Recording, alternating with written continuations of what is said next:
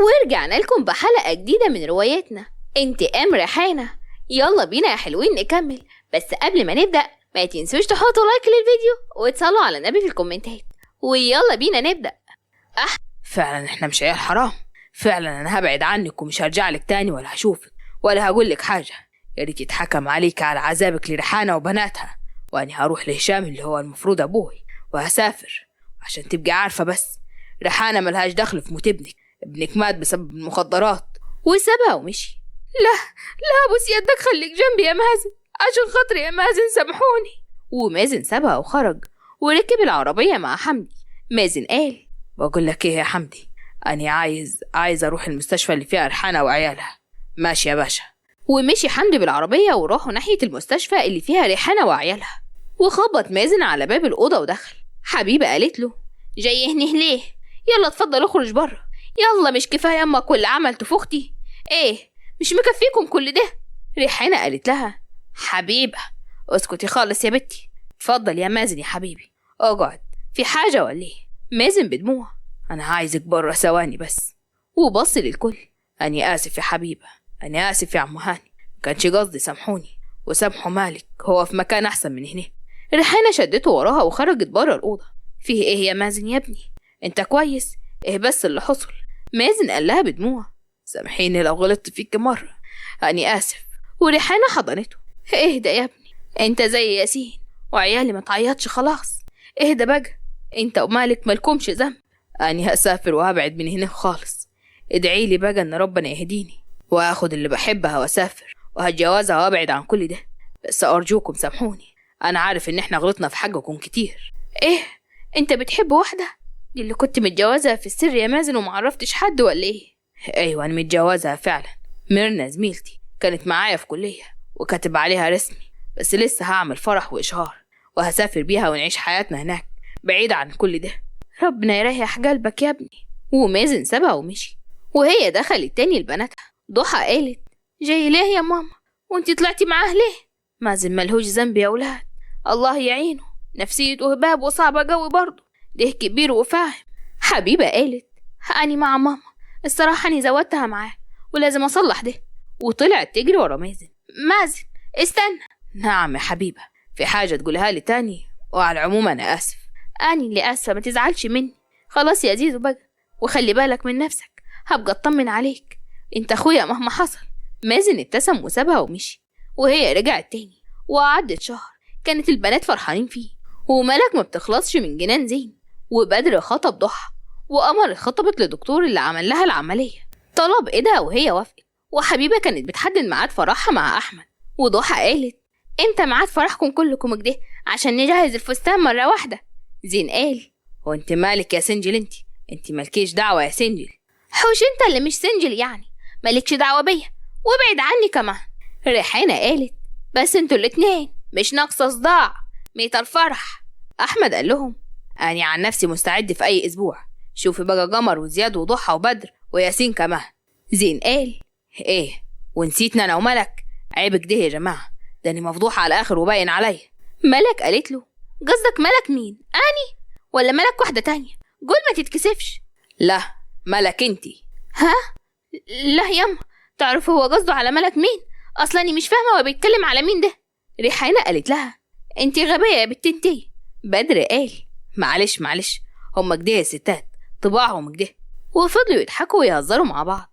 ونروح في مكان تاني. كان زايد في عربيته وواقف قدام القسم، واول ما اتحركت عربية الترحيلات وبعدت شوية طلع ناس عليهم كتير، وفتحوا الفردوس الباب واخدها وركب العربية. فردوس قالت: انت جاي تساعدني ولا تقتلني يا زايد؟ جاي لي ليه؟ زايد قال بخبز: طبعا جاي اساعدك يا روحي، ما اقدرش ما ساعدكيش. مش مطمنه لك يا زايد، هي فرح فين؟ ما تعرفش ان هي حاجه؟ مع محروس، انا ما رجعتش البيت من اسبوعين، قاعد في شقة كده، هنروح ليها دلوقتي. وعند احمد اتصل بيه الضابط: تمام يا فندم، حصل اللي كنت عايزه، وهو دلوقتي رايح الشقة بتاعته. تمام يا محمد، تسلم، يجاملك في فرحك يا رب. وقفل معاه وبلغ زين وخده ومشوا. وريحانة كمان كانت قلقانة على أحمد وبتتصل بيه، لكن ما كانش بيرد. وبعد كده بيتصل بيها حد من دار المسنين. قال له: معاك ريحانة، هي كويسة وبتاخد العلاج بتاعها في وقته ولا ايه؟ أني هبقى أجي وأطمن عليها. تمام شكرا. حبيبة جت وقالت لها برضو يا ماما هتروحي ليها؟ دي خلاص اتجننت ومش فاكرة غير بابا وبس. دي مهما كان جدتكم ولازم أروح ليها وأعمل خير، يمكن أشوفه معاكم وربنا جاب حقي ومش عايزة حاجة تاني. وعندي ياسين قال رينات بقولك ايه، أنا بحبك وطالب يدك، ايه رأيك؟ ولو مش موافقة فانسي كل اللي قلته. أنسى ايه بس؟ موافقة يا جدع والله هزغرت وأنا كمان بحبك. اهدي يا بنت المجنونة، الشركة هتتلم علينا. طب حس كده بقى الفرح بتاعنا مع اخواتي، قلتي ايه؟ لو بكرة موافقة يا أخويا، بقولك خير البر عاجله، انت ما بتسمعش. ده انت واجعة يعني من الآخر ومن غير كلام، وأنا اللي فاكر الكاريزما طلعتي مدلوقة. يا سلام، وانت ايه يا روميو يا عندليب عصرك وزمانك، محسسني انك مش بتموت فيا. طبعا يا روحي، يلا قومي بقى اوصلك البيت عقبال لما اوصلك شقتنا يا رب. وعند احمد كان سايق العربيه بسرعه ووقف قدام زايد ونزل منها وهو رافع المسدس. زايد نزل من العربيه وفردوس كمان، وراح زايد جري عليها وطلع السكينه ورفعها على رقبتها. كويس انك جيت، هموتها وانت موتني وهتكون قدامك الجريمه. فردوس كانت بتصرخ بخوف. الحقوني، انا مش عايزه اموت دلوقتي، سيبني يا زايد. اسكتي، انت ليكي عين تتكلم يا فجره، خليتيني اربي عيال مش عيالي. سيبني يا زايد. احمد قرب لكن زايد قتل فردوس اللي وقعت جثه هامده. زايد بصدمه قتلتها وخدت حقي. واحمد مسكه وطلب الاسعاف. وبعد شهرين كان الكل قاعد في المحكمه. القاضي قال حكمت المحكمة على المتهم زايد الدمنهوري بتحويل أوراقه إلى فضيلة المفتي ورفعت الجلسة. ريحانة قالت الحمد لله يا رب، ظهر الحج، الحمد لله جبت لي حجي. أنا فرحانة فيك يا زايد، أخدت حج منك لله، حسبي الله ونعم الوكيل. سامحيني يا ريحانة، أنا عرفت غلطي، خليهم يسيبوني، أنا مش عايزة أموت. للأسف يا زايد مش هقدر أسامحك، أنت دمرتني. وسابته ومشيت. وعندي زين كان قاعد على السرير بيفكر وتليفونه رن، وكانت ملك ورفض ورن التاني فرد. هالو، نعم يا ملك، عايزة ايه؟ مالك يا زيزو؟ ايه مش هننزل نجيب الفستان ولا ايه؟ النهارده اتحكم على بابا بالإعدام. ايوه عارف، عايزة ايه بقى؟ ايه البرود ده يا زين؟ في ايه مالك بتكلمني كده ليه؟ هو انا عملت لك حاجة طيب؟ معرفش، أني هقفل، سلام. وقفل في وشها من غير حتى ما يقول سلام. شايفة يا رينات، شايفة بيعاملني ازاي؟ معلش يا حبيبتي، هو ممكن بس يكون مشغول. وفي مكان تاني عند فرح اختهم اللي كانت بتقول بخبز حاجي هاخده منك يا ملك ومن امي ماتت بسببها، مش هرحم، ويوم ما حبيت شخص يكون بيحبك انتي اني هعرف اعمل ايه وهخليه يسيبك. وعندي زين اللي رن على ملك وقال لها عايز اقولك النهارده على حاجه كده، ممكن اجابلك ونتكلم شويه واصالحك؟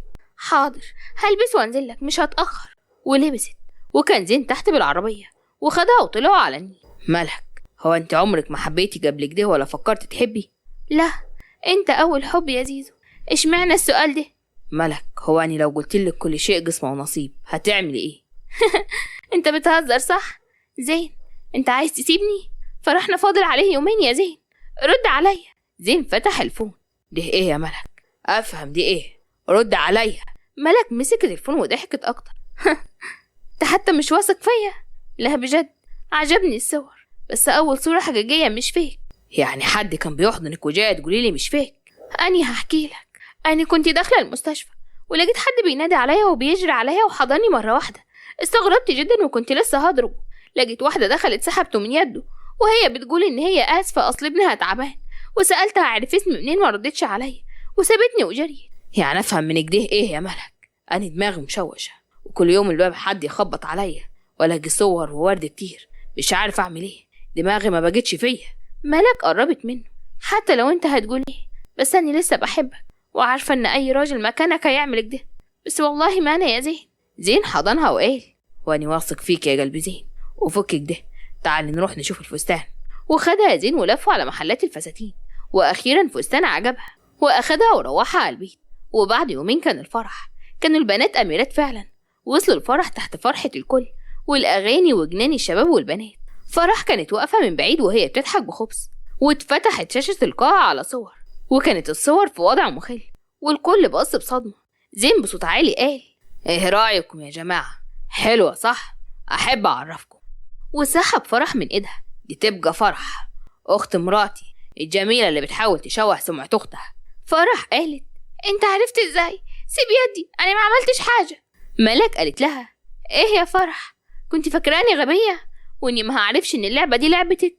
دي لعبة وسخة قوي يا فرح. فرح زقت ايد زين وخرجت برا القاعة وقعدت شهور، وكان الكل فرحان ومبسوط. ومعتز اتجوز البت اللي خبط فيها لما شافها صدفة في أمريكا وتعرفوا على بعض. أما مازن فاتجوز وخلف ولد وكان فرحان بيه وسماه مالك على اسم أخوه، وبينزل كل فترة لهشام وريحانة. وفرح لقوها ميتة في شقة من شقق الدعارة، والقضية بقت ضد مجهول. ودي كانت نهاية القصة. أشوفكم على خير في قصة جديدة. ما تنسوش تحطوا لايك للفيديو. سلام يا أمارات.